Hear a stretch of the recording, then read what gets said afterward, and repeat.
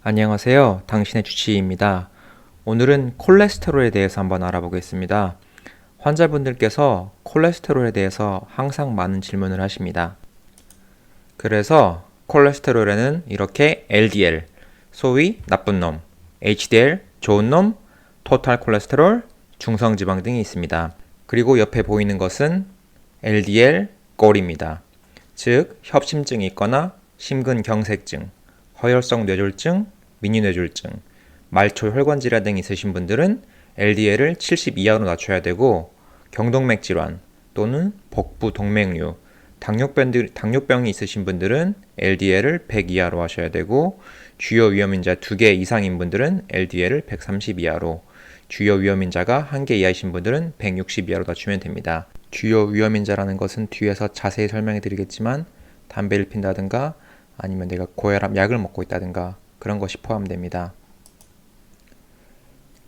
환자분들이 항상 질문하는 것 중에 하나가 운동과 식이요법을 어떻게 해야 하느냐에 관한 것인데요.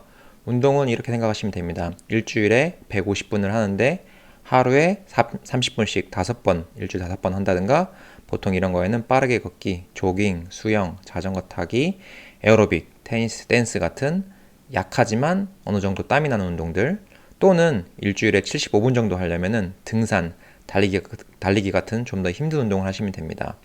이런 운동이 굉장히 중요하고, 이런 운동은 또한 암 예방, 골다공증 개선 및 예방 치료, 뇌졸중 예방, 기분 개선, 우울증 예방 및 치료, 당뇨병 예방, 비만 예방, 치료, 거의 만병통치약이죠.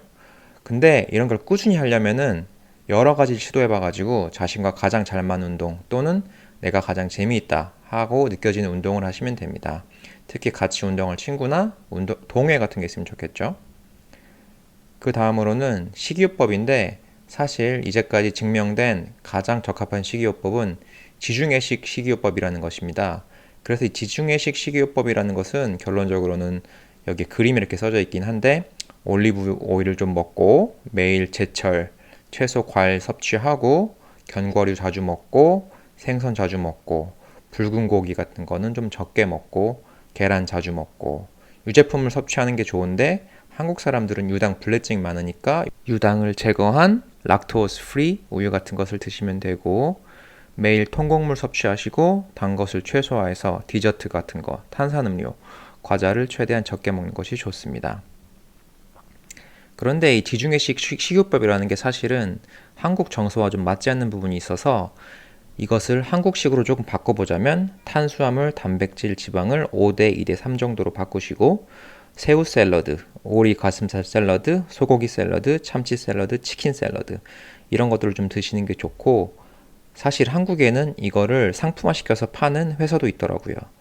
거기서 참고를 해서 저도 이렇게 적은 건데, 연어 스테이크, 치킨 파스타, 닭가슴살 치즈덮밥, 이면수구이 덮밥, 두부 함박덮밥, 소불고기 해물덮밥, 시금치 두부덮밥, 고구마 프리타타, 닭갈비덮밥, 갈릭 닭가슴살 샐러드, 새우가지 덮밥, 새우로제 파스타, 알리오 올리오 라이스, 오리 가슴살 스테이크, 이베리코 연근 원밥, 오징어 제육덮밥, 해물볶음 영양밥, 낙지덮밥, 우렁냉이 된장밥, 블로네즈 파스타, 바지락덮밥, 이런 것들이 있고, 제가 밑에 링크를 걸어둘 것인데, 여기에는 이제 3일간 아이시안 스타로 할 수 있는 지중해식 요리 방법이 있으니까 참고해 주시면 됩니다. 그런데 우리가 이렇게 식이요법이나 운동으로 해도 되는데 왜 굳이 약을 먹어야 될까요? 다이어트를 바꿔서는 10 정도밖에 떨어지지 않기 때문입니다. 그럼 운동을 하면 3에서 9, 즉 10 정도 떨어진다고 생각하시면 되겠습니다. 그래서 예를 들면 내가 현재 LDL이 150인데 100까지 떨어뜨려야 한다. 그러면은 다이어트와 운동으로는 10 해도 20밖에 떨어지지 않죠. 그러니까 여기서 약을 추가해야 하는 것입니다. 그래서 이렇게 가장 흔한 약들이 있는데, 강, 중 약으로 따졌을 때 여기 나오는 약들은 강 또는 중 정도의 약입니다. 하이 인텐시티, 그러니까 이 약을 드시면 LDL이 한 50% 정도 떨어진다. 이런 약들에는 아토르바스타틴 40에서 80mg, 로스바스타틴 20에서 40mg 이렇게 있고요. Moderate Intensity에는 이거는 30에서 49% 정도 떨어지고 아토로바스타틴 10에서 20mg, 로즈바스타틴 5에서 10mg, 신바스타틴, 프라바스타틴, 로바스타틴, 플루바스타틴, 피타바스타틴 같은 경우가 있고 여기 뒤에 별표가 쳐져 있는 아토로바스타틴이나 로즈바스타틴 이런 것들은 하루 중에 어느 때나 먹어도 됩니다. 콜레스테롤이 밤에 자는 동안 형성되므로 우리 몸에서 저녁에 먹어야 된다고 생각했지만 지금은 이렇게 별표 쳐져 있는 약 자체는 롱 액팅이기 때문에 하루 중에 아무 때나 먹어도 상관없습니다. 즉 내가 매일매일 잊지 않고 먹는 것이 중요하지 언제 먹느냐는 그렇게 중요하지 않습니다. 그래서 이렇게 스타틴을 언제 시작하느냐 여러 가지 환자분들이 있는데요. LDL이 100 이상이면서 ASCVD 스코어가 10% 이상일 때 이럴 때는 Moderate Intensity 스타틴을 시작해야 합니다. 그리고 중간 단계 정도의 위험 환자에서는 LDL이 100 이상이면서 ASCVD 스코어가 5에서 10%일 때는 이럴 때는 의사 선생님과 상의를 해서 시작할지 말지 결정하면 되고 이럴 때는 Moderate 도즈를 시작하시면 됩니다. 그리고 매우 위험한 Very High Risk Patient에서는 LDL이 100 이상이면서 ASCVD 스코어가 20% 이상일 때는 High Intensity를 시작하셔야 합니다. 그러면은 이 ASCVD 스코어가 무엇이냐면 제가 이 밑에 링크를 걸어 드릴 건데 한번 클릭해서 들어가 보시면 이런 식으로 되어 있습니다. 이것은 아주 유명한 자료이고요. 언제든지 필요하시면 무료로 쓸 수 있으니 클릭해서 들어가 보셔서 자기의 데이터를 한번 넣어 보시면 됩니다. 첫 번째 있는 것이 나의 나이. 그래서 안타깝게도 이 자료는 20세에서 79세만 적용이 됩니다. 그리고 성별을 적으시고 레이스는 대부분 에이시안들은 other를 적으시면 됩니다. Systolic blood pressure라는 것은 수축기 혈압이고 Diastolic blood pressure는 이완기 혈압입니다. 그 다음은 토탈 콜레스테롤을 적어주시면 되고 HDL 콜레스테롤 레벨, 그 다음에 LDL을 적어주시면 되고 그 다음에 있는 것은 내가 당뇨가 있냐 없냐, 두 번째는 내가 담배를 폈냐 아니면 담배를 안 폈냐 아니면 지금 끊었냐 이런 것들을 적어주시면 되고 포머를 클릭하게 되시면 다시 옆에 뜨는데 내가 언제 끊었느냐도 자동으로 선택할 수 있게 되어 있습니다.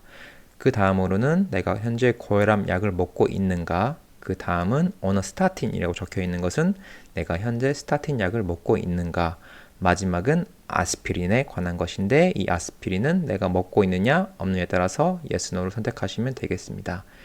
제가 이 앞에 슬라이드에서 말씀드렸는데 USPSTF라는 곳에서 recommendation 하기로는 1차 예방으로는 아스피린은 60세 이상에서 against입니다. 즉 먹지 말란 이야기죠. 그리고 환자분들이 항상 얘기하시는 나 콜레스테롤 수치 정상인데 약 안 먹으면 안 되나요? 여쭤보시는데 당뇨가 있으시면 무조건 moderate to high intensity를 드셔야 합니다. 수치와 상관이 없습니다. 그리고 환자분들께서 나 콜레스테롤 정상으로 돌아왔으니까 약을 끊을래요 하는 분들 많으신데 약 끊으면 다시 올라갈 확률이 높습니다. 이건 좀 다른 이야기인데 사실 요즘에는 피검사가 공복이 필요가 없습니다. 심지어 당뇨도 A1C라는 3개월의 평균치를 보기 때문에 공복이 필요가 없고 콜레스테롤도 지금 여러 가지 스터디에 의하면은 전혀 공복 피검사가 필요가 없습니다. 다만 TG만 조금 올라갈 수 있는데 이것은 한 20에서 30 정도 빼주시면 됩니다. 물론 TG가 엄청나게 많이 들어가 있는 음식을 먹으면 달라집니다. 이 슬라이드에서는 뭘 보여주는 거냐면 심혈관계에 약을 먹고 있는 와중에 이 스타틴과 먹으면 interaction, 그러니까 작용이 일어날 수 있는 약들에 대한 목록입니다. 예를 들면 내가 암로디핀이라는 아주 흔한 고혈압 약이죠. 이 약을 먹고 있으면은 로바스타틴, 신바스타틴의 경우는 이 스타틴의 용량을 나도 모르게 올릴 수 있습니다. 제 몸에서 그런 작용이 일어나는 것이죠. 그리고 사이클로스포린이나 테클리무스 이런 약들은 면역 억제제인데 이런 약들은 로바스타틴, 비타바스타틴, 심바스타틴을 쓰시면 안 됩니다. 그리고 잼5루지를 먹는 경우에는 어떤 스타틴도 추천되지 않습니다. 그렇지만 내가 페라파민을 먹는다든가 와파린을 먹는다든가 이런 경우에 내가 약을 끊어야 되냐? 그건 아니지만 주의 깊게 약을 먹어야 됩니다. 자, 그럼 시니어분들한테 적용되는 이야기인데요. 내가 나이가 75세 이상이면서 LDL이 70에서 189 사이이다. 그럴 때도 사실은 moderate intensity 스타틴을 드셔야 합니다. 76에서 내가 80세 사이이면서 LDL이 70에서 189 사이이다. 그럴 때는 coronary artery calcium score라는 것을 측정해 본 다음에 그게 0일 경우에는 사실은 약을 안 먹어도 됩니다. 그 다음으로는 75세 이상이면서 기대 수명이 짧은 경우, 즉 널싱홈에서 계신 경우나 아니면 암이 걸리셨거나 이런 경우에 기대 수명이 짧기 때문에 굳이 약을 드실 필요가 없습니다. 다음으로 사람들이 많이 궁금해하는 부작용에 대해서 알아보겠습니다. 흔한 부작용으로는 근육이 아프다, 또는 당뇨가 생길 수 있다, 또는 간 수치가 올라간다, 또는 치매, 이런 백내장 이런 것들이 있는데 처음으로 가장 염려하는 것이 근육이 아프다. 실제로 아주 심한 경우는 0.1% 이하고 사람들이 많이 아프다고 하는 건 한 5에서 20% 정도. 그렇지만 심하진 않습니다, 결코. 그리고 건염이라는 상관이 없고 제일 중요한 것은 약을 시작하기 전에 어디가 아픈지 적어두는 것이 중요합니다. 왜냐하면 관절염과 헷갈릴 수 있기 때문이죠. 그래서 이런 경우가 의심된다면 CK라는 몸의 효소를 한번 측정해 보는 것이 좋고, 여기 나와 있는 홈페이지 주소로는 이 스타틴에 대해서 과연 내가 계속 끊어야 될지 아니면 연결해야 될지 한번 알아보는 것입니다. 만약에 스타틴이 의심이 된다면은 한번 다른 용량으로 시도해 보시는 것 또는 저용량으로 시도해 보시는 것이 좋습니다. 그 다음으로는 당뇨가 걱정이 되는데요. 실제로 스타틴 때문에 생기는 당뇨는 1년에 0.2% 미만입니다. 그러니까 거의 관련이 없다고 생각하시면 됩니다. 생긴다고 해도 실제로는 효용이 더 크다고 생각하시면 됩니다. 그 다음으로는 간 독성. 이것 때문에 생기는 아주 심각한 간 독성은 정말 아주 드뭅니다. 0.01% 정도밖에 안 되고, 그래서 LFT로 즉 간 기능 검사를 측정을 하긴 하는데 별로 사실 의미가 없습니다. 치매와 연관되어 있다고 믿기도 하는데 사실은 아무 관련이 없고, 카타락 즉 백내장과도 전혀 관련성이 없다고 증명되었습니다. 그러면 약을 시작하고 나서 언제 다시 피검사를 해봐야 하냐고 묻는다면 4주 또는 12주에 하시면 됩니다. 그리고 3개월마다 하실 필요도 사실 없고, 약을 시작하셨으면은 안정적이시면은 12개월마다 하셔도 됩니다. 만약에 LDL이 원하는 만큼 떨어지지 않았으면은 환자분이 매일 약을 드시는지 한번 여쭤봐야 되고, 매일매일 약을 드시고 계신데도 원하는 만큼 LDL이 떨어지지 않는다면 다른 약을 추가해 보시는 것을 고려합니다. 그래서 룰 오브 6라는 게 있는데 처음에 스타틴 약을 시작하면은 보통 LDL이 30에서 50% 정도 떨어집니다. 그런데 거기서 2배를 한다고 해서 그 2배가 떨어지는 게 아니라 처음에서 6%가 떨어지고, 그 다음 또 4배를 하게 되면 처음에서 4배죠. 그럼 6%가 추가적으로 떨어지게 됩니다. 스타틴 외에도 추가적으로 고려할 수 있는 약이 에지타마이브, 그 다음에 PCSK9 이니비터가 있는데 이 두 가지 약은 흔하진 않지만 필요한 경우가 있습니다. 클리니컬 ASCVD, 즉 뇌졸중, 심근경색, 말초혈관 질환 등이 있는 경우에 스타틴을 맥시멈으로 먹고 있는데도 LDL이 70 이상이다. 그러면은 에지타마이브를 추가하는 것이 좋고, 초고도 위험 환자에서 스타틴도 최대한으로 먹고 있고 에지타마이드를 먹고 있는데 LDL이 아직도 70 이상이면은 PCSK9 이니비터를 디스커션 해본 후에 추가하는 것이 좋습니다. 초고도 위험 환자가 무엇인가에 관해서는 이렇게 밑에 적어놨고요. 자, 그 다음으로는 스타틴 이상의 것들입니다. 내가 나이가 20에서 75세 사이인데 다른 위험 질환은 없고 LDL만 190 이상이다. 그런데 약을 먹었는데도 LDL이 50% 이상 떨어지지 않고 또는 LDL이 100 이상이다. 이럴 때는 에지타마이드를 추가해 주시는 것이 좋습니다. 그 다음으로 내가 가족성 고지혈증이 있고 LDL이 100 이상이다. 그리고 난 스타틴을 최대한 먹고 있는데도 떨어지지 않는다. 그럴 경우에는 PCSK9, 레파타 같은 것을 추가해 주는 것이 좋습니다. 나이가 40에서 75세 사이이면서 LDL이 처음에 200이었는데 내가 약을 꾸준히 먹었는데도 아직 130 이상이다. 그리고 에즈타마이도 먹고 있다. 그럴 경우에는 PCSK9 이니비터를 추가하는 것을 고려해야 합니다. 그 다음으로는 내가 당뇨이면서 나이가 40에서 75세, 그 다음에 ASCVD는 없었고 LDL이 70에서 189다. 그리고 계산해 봤을 때 리스크가 20% 이상이면서 LDL이 50% 이하로 떨어졌다. 그럴 경우에는 에제타마이드를 추가해 보시는 것이 좋습니다. 다음으로는 40에서 75세 이상이면서 LDL이 70에서 189, 그 다음에 뇌졸중이나 심근경색 히스토리가 없는 환자들이 있어서 계산을 해보니까 7.5%에서 20% 사이다. 그럴 때는 담즙 포획산 또는 에제타마이드를 추가하는 것이 좋습니다. 코엔자임 Q10은 추천되지 않습니다. 마지막으로는 중성 지방에 관한 이야기입니다. 이게 중간 정도로 증가되신 환자분들께서는 하이 ASCVD 리스크가 있으면은 오메가3를 먹어주시는 것이 좋고 로우 리스크면은 식이요법과 운동으로 충분합니다. 이 하이 리스크라는 것은 밑에 설명이 되어 있으니 한번 읽어보시면 되겠습니다.